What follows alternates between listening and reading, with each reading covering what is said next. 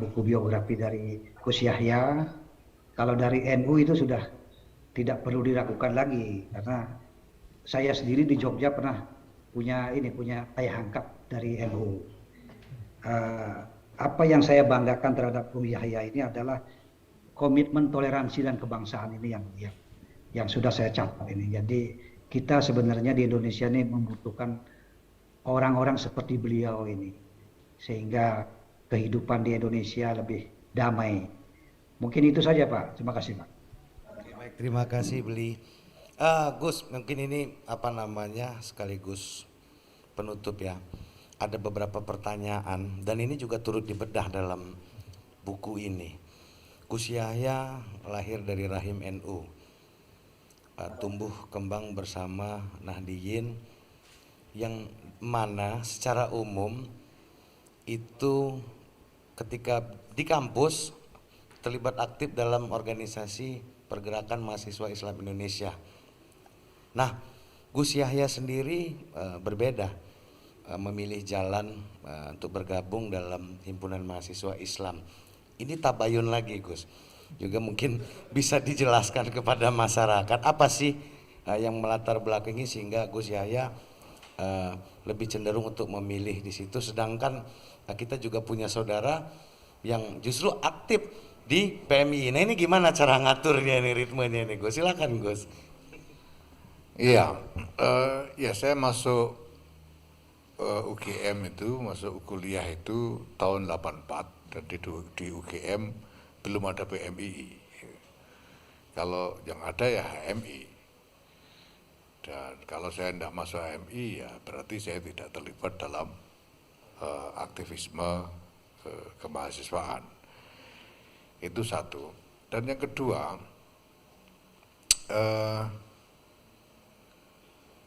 suasana pergerakan mahasiswa pada waktu itu memang didominasi oleh suasana politik aliran. Ini realitasnya harus kita akui. Sehingga dunia dinamika kemahasiswaan, aktivisme kemahasiswaan pada waktu itu sangat diwarnai oleh politik aliran ini. Kalau di UGM karena belum ada PMII ya pergulatannya antara HMI melawan GMNI, melawan PMKRI, KMK dan sebagainya kayak gitu-gitu. Nah, ini kental sekali memang dan bahkan di perguruan tinggi Islam seperti di IAIN misalnya. Karena di sana ini tidak ada GMNI, nggak ada PMKRI, orang Islam semua gitu. akhirnya yang tarung ya HMI melawan PMII, aliran lagi ini NU Masumi gitu ke atasnya kan. Kira-kira gitu. Nah, saya kira ya sekarang ini kita sudah sulit menemukan relevansi dari politik aliran di dalam realitas dinamika kita hari ini. Ya saya memang dulu HMI dan sebetulnya juga sekarang ini di dalam realitas ya nggak jadi pembeda. Saya tahu ada banyak kiai-kiai yang dulu HMI juga, ada Kiai Zu'em As'ad Umar yang sekarang mengasuh pesantren Darul Ulum. Di Sulawesi itu ada Buang Maka, Habibatur Rahim As-Saqaf yang dulunya juga HMI. Itu sekjen PBNU sekarang itu juga HMI. Jadi ini sudah tidak, saya kira tidak bisa kita bukan relevansinya sekarang ya. Apalagi ini sudah melebur dalam latar belakang KNU-an dari kita semua gitu. Nah, kalau kemudian ya ini saya mau tambahin juga kalau kemudian ini dianggap sebagai cacat di dalam ber-NU karena tidak PMII, ya ini lebih absurd lagi gitu. Lebih absurd lagi karena Bahkan PMI sendiri itu sejak 1972 sudah menyatakan keluar dari NU, tidak mau lagi menjadi banom NU. Dan kemarin di dalam Muktamar Jombang itu ada keputusan muktamar untuk meminta PMII kembali menjadi banom NU, tapi tidak lama kemudian PMI berkongres dan menyatakan menolak permintaan itu. Jadi absurd sekali kalau apa namanya yang terang-terangan menolak bergabung dengan NU dan sekarang merasa paling berhak.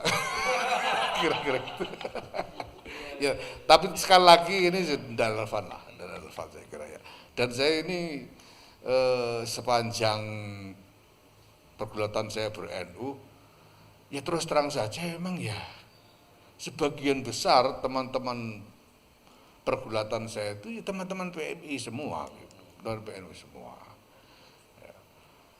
Walaupun satu dua ada yang HMI, karena memang generasi saya itu sebetulnya masih didominasi oleh generasi yang mungkin hari ini disebut sebagai generasi SAK gitu ya. Generasi SAG gitu ya. Kebanyakan dari IAIN itu masih generasi saya dulu. Jadi kalau sekarang sudah beragam kayak Zaki ini udah kemana-mana gitu. Tapi dulu itu generasi saya itu masih SAG semua. Ini saya di sini bersama dengan seorang teman Pak Amin Said Husni ini salah satu tokoh pergerakan dari generasi saya. Beliau ketua Ikatan Alumni PMI Jawa Timur, SAG juga gitu. Jadi dan NU masih berdominasi gitu. Saya kira gitu ya, terima kasih. Gus, sedikit lagi Gus. Gus pernah menyatakan bahwa saya tidak akan maju presiden.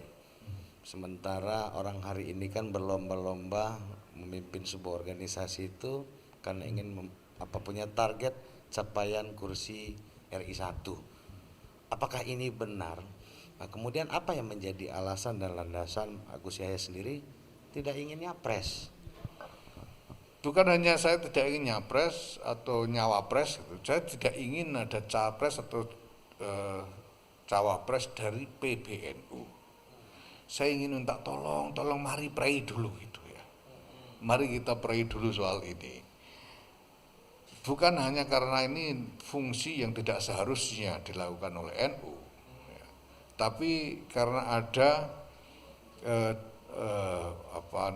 dampak-dampak dari apa yang sudah terjadi di masa lalu yang sekarang ini harus kita sembuhkan dulu. Terakhir kemarin Pilpres yang lalu itu Rois Am, Kiai Ma'ruf Amin itu Rois Am menjadi calon wakil presiden. Rois Am itu pimpinan tertinggi di dalam NU. Nah kenyataannya ketika beliau mencalonkan diri menjadi calon wakil presiden berpasangan dengan Pak Jokowi, ini berdasarkan survei orang NU yang mau memilih pasangan Jokowi Ma'ruf Amin itu hanya 58%. Yang 42% ikut 212. Jadi akibat kemarin itu orang NU itu separuh cebong, separuh kampret. Nah ini kalau kita ulangi lagi, ini saya kira ini real sekali. Kalau kita ulangi lagi, konsekuensi yang sangat real adalah bahwa polarisasi ini semakin sulit untuk disembuhkan. Jurang ini akan cenderung semakin melebar. Nah kalau ini terjadi bukan hanya NU yang rugi, bangsa dan negara ini rugi besar gitu. Karena seluruh NU ini sudah separuh dari populasi muslim di Indonesia. Maka fungsi paling tepat bagi NU sekarang dan mestinya di masa depan selanjutnya harus menempatkan diri sebagai penyangga keutuhan bangsa dan negara dan menghindari posisi sebagai pihak di dalam kompetisi politik praktis. Ya, saya kira itu. Baik, terima kasih Gus, menarik sekali. Nah, sebagai closing statement, Bang Septa Dinata, kemudian juga Bang Zaki, silakan singkat saja. Ya, Sebagai penulis tentunya saya punya harapan sendiri ya, bahwa betul-betul Gus Yahya ini history in the making gitu ya. Artinya kedepannya saya bisa memperkaya lagi ya biografi ini. Tadi saya setuju sama Pak Safari Daud tadi, memang biografi itu memang harus berimbang ya, antara yang sisi kritikalnya juga harus dimasukin, dan itu idealnya biografi. Kalau yang bagus-bagus semua itu memang autobiografi gitu ya. Dan sebetulnya agak absurd juga istilah authorized biografi itu juga agak absurd juga sebetulnya itu kan. Mestinya tidak ada authorized gitu kan. Nah, mungkin saya berharap sebagai penulis itu beliau ini history in the making, akan banyak ya hal-hal yang menarik kalau langkah beliau ini mulus. Tentu kita berharap NU punya peran yang lebih besar lagi di skala global, dan itu tentu akan menarik diulas untuk menjadi inspirasi generasi ke depan kita. Mungkin itu. Terima kasih Bang Seta. Benar, Dr. Zaki, silakan Dr. Zaki. Ya, terima kasih atas kesempatan untuk memaparkan sedikit mengenai buku yang sangat menarik ini ya. Saya pikir tadi saya menangkap banyak bahwa Gus Yahya itu anak perubahan, anak NU, anak Gus Dur, dan anak biologis dari Khalil itu sendiri. Dan di sini saya menangkap ada dua sebetulnya. Kalau teman-teman kultural di Jogja menamakan sebagai anak keturunan Sunan Kalijaga, nah di sini juga sebetulnya ada fase kedua setelah wali zaman Wali Songo itu, kemudian kan kita memiliki wali yang lain, Wali Gus Dur. Dan di sini seperti sosok Gus Yahya dan juga generasi baik itu sezaman Gus Yahya yang sedikit lebih tua maupun yang lebih muda seperti kita, itu juga bagian dari anak Gus Dur itu sendiri. Saya teringat waktu saya di Turki, orang-orang Turki, anak-anak muda menamakan diri mereka sebagai Osmanlı Torunları, jadi sebagai anak turunan Utsmani. Nah, kita pun di Nusantara sama pada dasarnya ini. Kita turun dari Sunan Kalijaga dan juga kemudian pada zaman ini dari Gus Dur.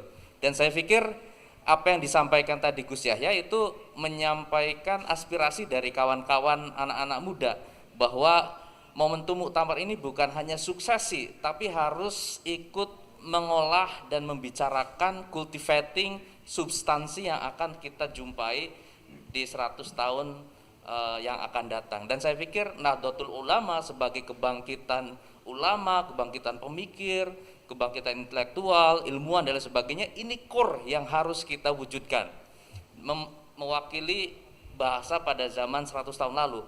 Nahdlatul Ulama adalah bangsawan pikiran. Nah, itu yang harus kita upayakan, substansinya itu.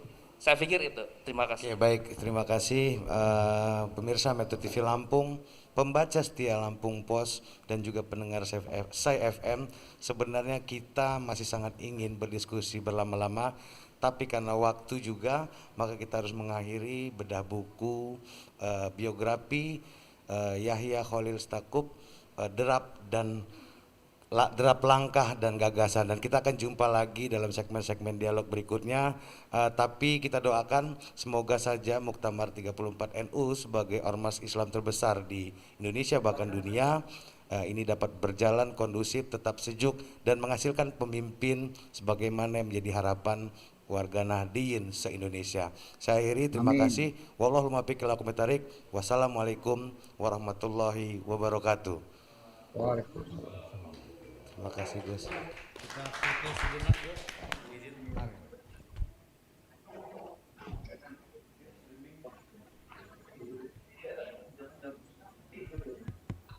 Eka, perlu juga foto Eka. Eka, Foto Wiji, monitor Wiji.